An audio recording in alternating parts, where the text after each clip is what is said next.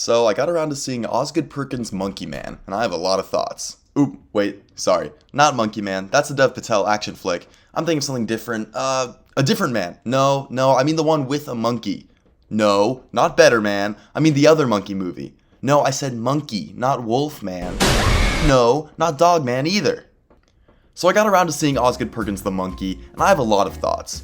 Coming immediately off the hightails of Longlegs, it's safe to say that Perkins is certifiably in good graces with the general horror landscape. I most certainly had my qualms with Longlegs, more on that later, but I found it to be a compelling burst of originality in a genre that feels so desperately in need of bursts of originality. And you guys seem to think so too.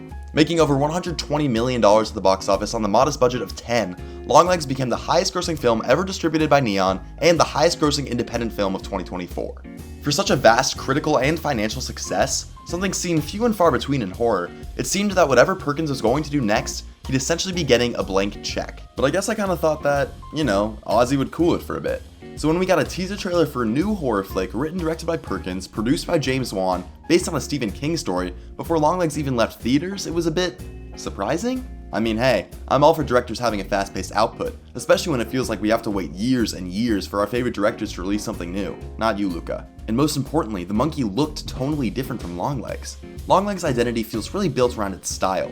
These perfectly symmetrical, lingering shots, a never-ending drone of a score, really leaning into this culty, elevated horror aesthetic that, I don't know, gets pretty grating after a while. Call me forever unsatisfied, but while I acknowledge the compositional beauty of Longlegs' cinematography, I think its full commitment to perfect symmetry is so catered to the corner of the film world dedicated to TikTok edits and one perfect shot Twitter accounts. You know the ones. So the fact that these trailers looked both stylistically and tonally different, leaning more into comedy slapstick gore as opposed to a slow burn detective procedural, it got me thinking that hey, Perkins isn't a one-trick pony, and I can totally see a world in which Perkins made something tonally and visually similar as a means of capitalizing on his previous film's success. So I was glad to see that this wasn't the case. And having seen the film, I can say that he's definitely not doing something similar to Longlegs, but what he is doing isn't all that great. In fact, I think where the monkey fails the most is its efforts to tonally differentiate itself from Longlegs. And by that, I mean the humor in this thing is downright unbearable. I kid you not when I say that every bit of comedic dialogue in this film, which is about every 30 seconds, feels straight out of a Deadpool movie. And that, my friends, is not a good thing. First of all, everyone's got this kind of tongue-in-cheek attitude, always acting snarky and smirky about whatever batshit insanity is going on. There will be a phenomenal, creative kill sequence that leaves a mess of blood and guts splattered across the frame, and then Theo James will say some variation of, "Welp, it's that fucking monkey who fucking killed our fucking family." And listen, I'm far from a prude, but there's so much cringe-inducing, unwarranted, unnatural profanity in this thing. It really feels like Perkins discovered the word fuck like 3 days before writing the script. I also think that this style of comedy, overly sarcastic, persistently disingenuous, a la every recent superhero flick, to be really disheartening in a film tackling these potentially interesting themes of the spontaneity of death. This feels especially confusing when you take in the likely inspiration for the exploration of these themes. Osgood's father, famous actor Anthony Perkins, died of AIDS when Ozzy was just 18 years old, and his mother, Barry Berenson, died during the 9/11 attacks as a passenger on one of the planes. I'm all for tackling and exploring grief through a comedic lens, but this level of flippancy almost feels cold-hearted. I by no means think Perkins should have played it completely straight. Again, that runs the risk of being tonally similar to Longlegs and wouldn't quite mesh well with the ridiculousness of the gore. But I'm not going to take the stakes and emotional beats of a film seriously if the characters don't take them seriously. In that same vein, I think this is a misguided approach to the comedy horror genre in general. The comedy in a comedy horror film is supposed to be derived from the ridiculousness and hilarity of the situations themselves, not the quippy one-liners interjected in between scary scenes. There's supposed to be a sense of seamlessness. You can't be quite sure when the horror ends and the comedy begins. But here it feels endlessly shoehorned and actively lessens the impact of the plot and kills that precede and follow. I think the comedy problem goes directly in tandem with the acting. I see a world in which these one-liners wouldn't be so grating and insincere if they weren't delivered so awfully. And I hate to blame my guy Theo James, but man, he gets it rough here. The script ain't doing him any favors, but he comes off extremely awkward and stilted. I understand that's a facet of the lead's personality, but so many actors have portrayed closed-off individuals while still actually being good actors. It's also important to note that James is actually doing a dual lead type of thing, as he also plays the protagonist's twin brother. And man, I think if you're gonna try to pull off a twin role, you have to try to make these characters feel somewhat unique.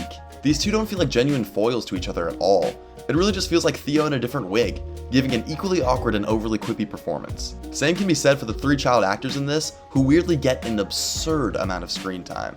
The young Theo Jameses greatly overstay their welcome in the first act, while the son character, Petey, is genuinely painful to watch. I feel like such an asshole hating on the performances of 13-year-olds, but man, we used to get Haley Joel in The Sixth Sense. It's those iPhones, I swear. Speaking of iPhones, this movie has a weird modernity problem. Aesthetically, it feels like it takes place in the same era as Stephen King's story. You know, the whole 80s It vibe, complete with an old-fashioned motel, a final set piece with a ton of retro television, stuff like that.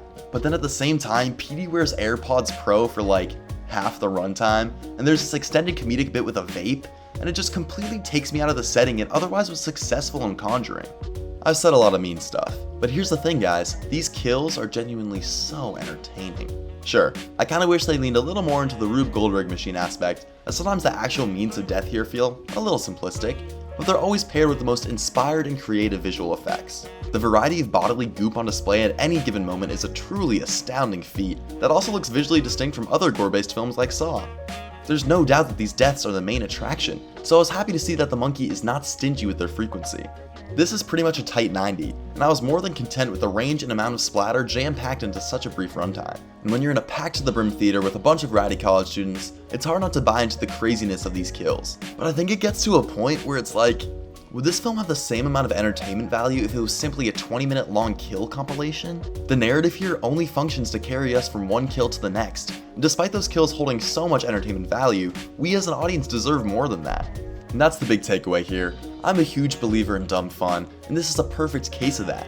But I look at the places that make it dumb, like the humor and the acting, and I realize that these dumb things are detriments to the fun that there is to be had. If you see The Monkey, and you're craving some creative kills with great effects and literally not an ounce more, you're going to be thoroughly satisfied. But I wanted that extra ounce, and I couldn't help but feel disappointed.